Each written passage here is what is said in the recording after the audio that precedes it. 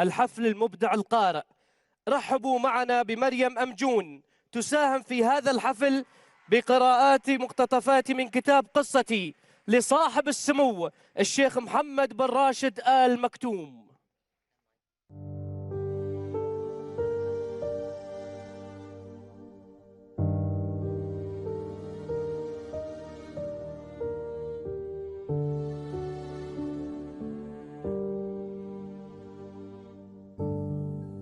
لطيفة في اللغة هي المرأة الناعمة الرقيقة الرفيقة النادرة. لطيفة في الاصطلاح هي المقولة التي تشرح الصدر.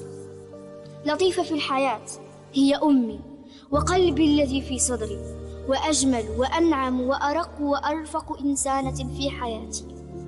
كل ابن يمكن أن يتحدث عن السلام والسكينة في وجه أمه، لكن أمي ليست ككل الأمهات، كانت كلها سلاما وسكينة.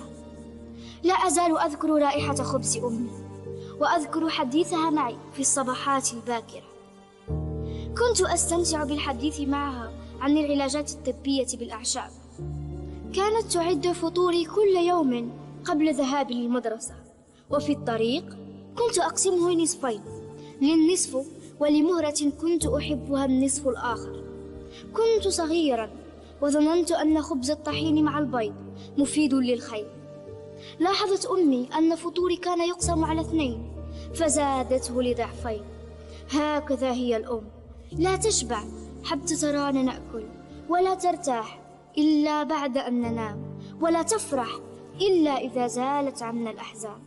هناك مواقف كثيرة لا أنساها مع أمي.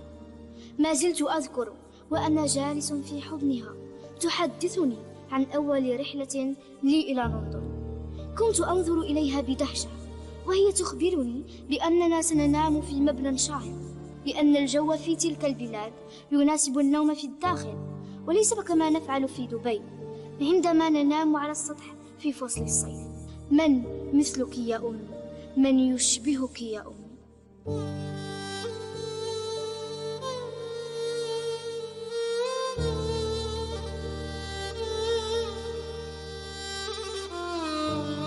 في مايو من العام 1983 فقدت أمي، فقدت حبيبة قلبي، فقدت نظر عيني، وفقد أبي شريكة حياته، فقد سنده وحبه وصديقته ورفيقته وحبيبته بعد أكثر من 40 عاما معه.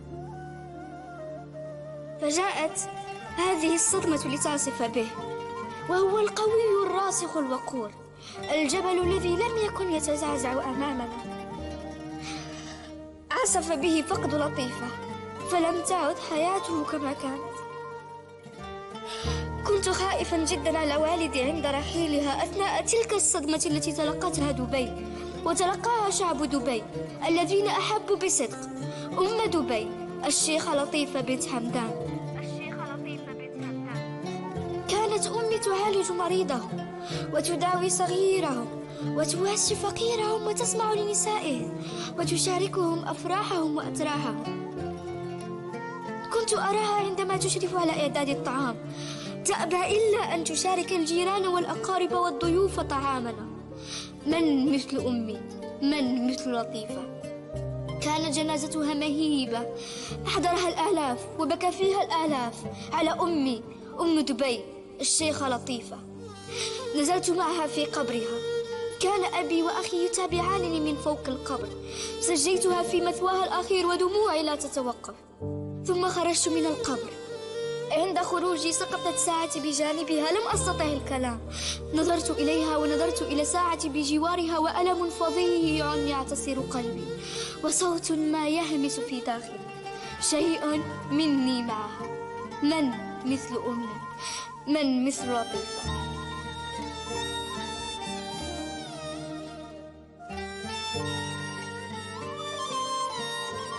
تغير بيتنا بعد رحيل أمي، تغيرت حياتنا بعد رحيل الشيخة لطيفة بنت حمدان. عندما يرحلون ينطفئ شيء ما في حياتنا وفي بيوتنا. عندما يرحلون تتغير ملامح الطرقات والبيوتات والوجوه، حتى الطعام يتغير طعمه. عندما يرحلون يرحل شيء منا معهم، وتبقى ذكراهم لتقوينا على مواجهة الحياة من بعدهم. شيء مني معهم. من مثل أمي؟ من مثل لطيفة؟